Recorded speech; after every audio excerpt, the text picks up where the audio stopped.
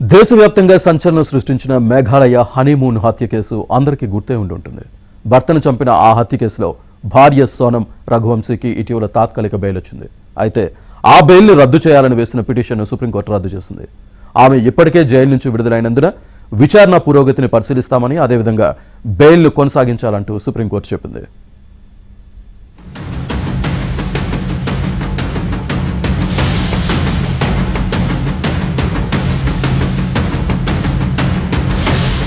Meghalaya honeymoon హత్య కేసులో కీలక పరిణామం చోటు చేసుకుంది.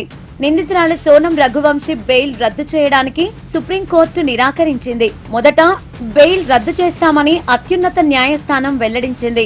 అయితే సోనం ఇప్పటికే బెయిల్ పై బయటకు వచ్చినందున తాము జోక్యం చేసుకోవాలనుకోవడం లేదని పేర్కొంది. మధ్యప్రదేశ్ లోని ఇండోర్ కు చెందిన రాజా రఘువంశీ కుటుంబం ట్రాన్స్పోర్ట్ వ్యాపారం చేస్తోంది.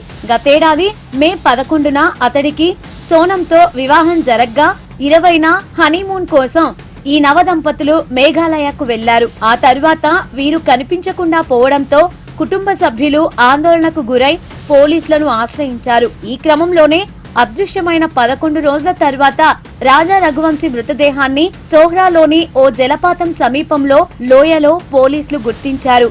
అతడి శరీరంపై కత్తి గాయాలు ఉండటంతో పోలీసులు హత్యగా అనుమానించారు. అనంతరం సోనం కోసం గాలించగా ఉన్నట్లుండి జూన్ 7న సోనం ఉత్తరప్రదేశ్లోని గాజీపూర్లో ప్రత్యక్షమైంది. ప్రియుడితో కలిసి ఆమె భర్తను హత్య చేసినట్లు ప్రాథమిక విచారణలో తేలింది. దీంతో పోలీసులు సోనంను అరెస్టు చేశారు. సోనంకు సహకరించిన ప్రియుడు రాజ్ కుష్వాహాతో సహా మొత్తం 8 మందిని పోలీసులు అదుపులోకి తీసుకున్నారు. అయితే వీరిలో సోనం సహా పలువురికి బెయిల్ లభించింది. అరెస్టు సమయంలో సెక్షన్ 103కు బదులుగా సెక్షన్ 403(1)ని ఛార్జిషీట్లో పేర్కొనడంతో పోలీసుల తీరును కోర్టు తప్పుపట్టింది. అరెస్టు మెమో, కేసు డైరీ అన్నింటిలోనూ అలానే ఉండటంతో సోనంను ఏ నేరంలో అరెస్టు చేస్తున్నారో, ఆరోపణలు ఏమిటో కూడా స్పష్టంగా తెలియజేయాలంటూ కోర్టు ఆగ్రహం వ్యక్తం చేసింది.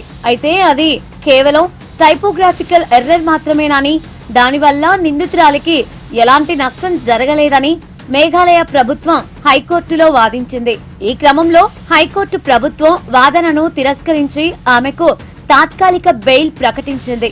హైకోర్టు తీర్పును సవాలు చేస్తూ మేఘాలయ ప్రభుత్వం సుప్రీంకోర్టును ఆశ్రయించగా వెంటనే బెయిల్ రద్దు చేయడానికి సుప్రీంకోర్టు కూడా నిరాకరించింది. ఈ కేసులో తుది విచారణ జూలై 9న జరగనుంది.